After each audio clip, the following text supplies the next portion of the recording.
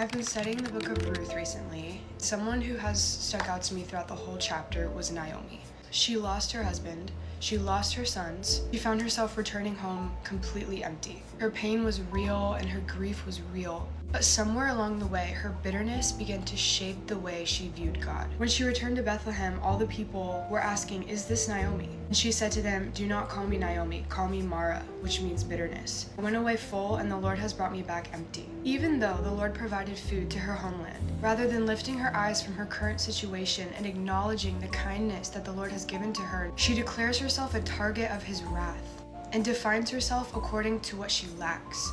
This is what bitterness does. It blinds us to the goodness of the Lord and allows us only to see what we do not have. I think a lot of us can see ourselves in Naomi. We become so focused on what the Lord didn't do that we miss what he's doing here and now.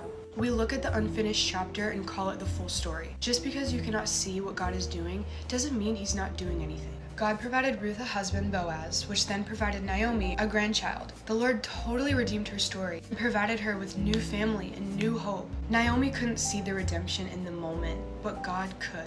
Something I want to encourage you with today is giving God glory in the midst of suffering is a kind of praise we can only give him on this side of heaven. There's a praise that only your mouth can give the Lord.